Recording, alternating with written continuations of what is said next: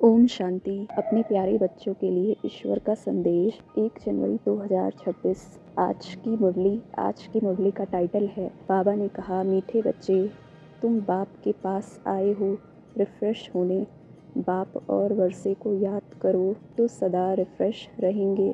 प्रश्न, समझदार बच्चों की मुख्य निशानी क्या होगी? उत्तर, जो समझदार हैं उन्हें अपार खुशी होगी। अगर खुशी नहीं तो बुद्धू हैं। समझदार अर्थात पारस बुद्धि बनने वाले, वह दूसरों को भी पारस बुद्धि बनाएंगे। रूहानी सर्विस पे बिजी रहेंगे। बाप का परिचय देने बिगैर रह नहीं सकेंगे। ओम शांति। बाप बैठ समझाते हैं, यह दादा भी समझते हैं, क्योंकि बाप बैठ दादा द्वारा समझाते हैं। तुम जैसे समझते हो वैसे दादा भी समझते हैं। दादा को भगवान नहीं कहा जाता, यह है भगवानुवाच। बाप मुख्य क्या समझाते हैं कि देही अभिमानी बनो। यह क्यों कहते हैं? क्योंकि अपने को आत्मा समझने से हम पतित पावन परम पिता परमात्मा से पावन बनने वाले हैं। यह बुद्धि में ज्ञान है। सबको समझाना है। पुकारते भी हैं कि हम पतित हैं, नई दुनिया पावन जरूर ही होगी। नई दुनिया बनाने वाला, स्थापन करने वाला बाप है, उनको ही पतित पावन बाबा कह बुलाते हैं। पतित पावन साथ में उनको बाप कहते हैं। बाप को आत्माएं बुलाती हैं, शरीर नहीं बुलाएगा। हमारी आत्मा का बाप पारलौकिक है, वही पतित पावन है। यह तो अच्छी रीति याद रहना चाहिए। फिर बाबा कह रहे हैं, यह नई दुनिया है या पुरानी दुनिया है, यह समझ तो सकते हैं ना। ऐसे भी बुद्धू हैं जो समझते हैं हमको सुख अपार है, हम तो जैसे स्वर्ग में बैठे हैं। परंतु यह भी समझना चाहिए कि कलयुग को कभी स्वर्ग कह नहीं सकते। नाम ही है कलयुग, पुरानी पतित दुनिया। अंतर है ना।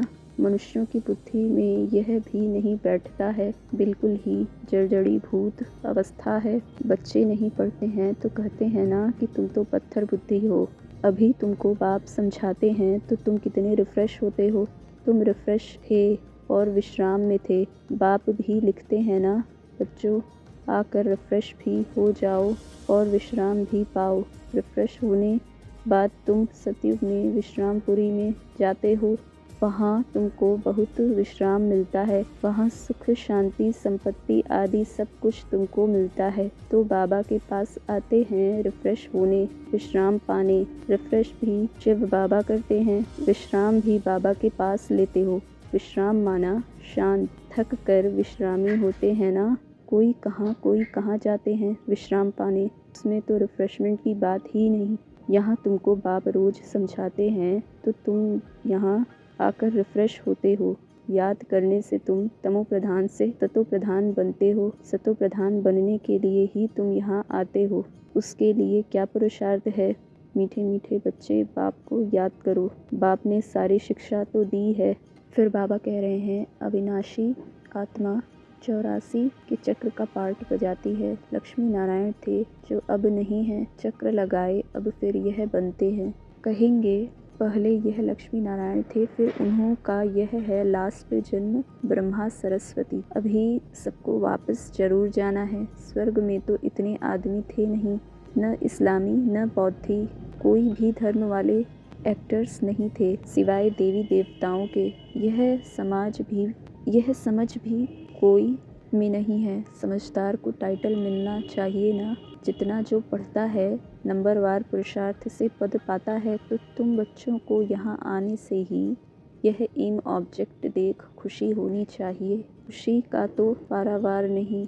पाठशाला व स्कूल हो तो ऐसा है कितनी गुप्त परंतु जबरदस्त पाठशाला है। जितनी बड़ी पढ़ाई उतना बड़ा कॉलेज, वहाँ सब फैसिलिटीज़ मिलती है। आत्मा को पढ़ना है, फिर चाहे सोने के तख्त पर चाहे लकड़ी के तख्त पर चढ़े। बच्चों को कितनी खुशी होनी चाहिए, क्योंकि शिव भगवानुवाच है ना, पहले नंबर में है। यह विश्व का प्रिंस। बच्चों को अब पता पड़ा है। कल्प कल्प बाप ही आकर अपना परिचय देते हैं। मैं इनमें प्रवेश कर तुम बच्चों को पढ़ा रहा हूँ। देवताओं में यह ज्ञान थोड़े ही होगा। ज्ञान से देवता बन गए, फिर पढ़ाई की दरकार नहीं। इसमें बड़ी ही विशाल बुद्धि चाहिए, समझने की इच्छा, धारणा के लिए मुख्य सार। पहली पॉइंट, इस पतित दुनिया का बुद्धि से संन्यास कर पुरानी देह और देह के संबंधियों को भूल अपनी बुद्धि बाप और स्वर्ग तरफ लगानी है। दूसरी पॉइंट, अविनाशी विश्राम का अनुभव करने के लिए बाप और वर्षे की स्मृति में रहना है। सबको बाप का पैगाम दे रिफ्रेश करना है। रूहानी सर्विस में लज्जा नहीं करनी है। वरदान, संगठन में एक मत और एक रस स्थिति द्वारा सफलता प्राप्त करने वाले सच्चे स्नेही भव। संगठन में एक ने कहा, दूसरे ने माना, यह है सच्चे स्नेह का रिस्पॉन्ड। ऐसे स्नेही बच्चों का एग्जाम्पल देख और भी संपर्क में आने के लिए हिम्मत रखते हैं। संगठन भी सेवा का साधन बन जाता है। जहाँ माया देखती है कि इनकी यूनिटी अच्छी है, घिराव है, तो वहाँ आने की हिम्मत नहीं रखती। एक मत और एक रस स्थिति के संस्कार ही सतयुग में एक राज्य की स्थापना करते हैं। स्लोगन, कर्म और योग का बैलेंस रखने वाले ही सफल योगी हैं। कर्म और योग का बैलेंस रखने वाले ही सफल योगी हैं। अव्यक्त इशारे, इस अव्यक्ति मास में बंधन मुक्त रह जीवन मुक्त स्थिति का अनुभव करो। इस अव्यक्ति मास में बंधन मुक्त रह जीवन मुक्त स्थिति का अनुभव करो। बाप दादा चाहते हैं मेरा एक एक बच्चा मुक्ति जीवन मुक्ति के वर्षे के अधिकारी बने।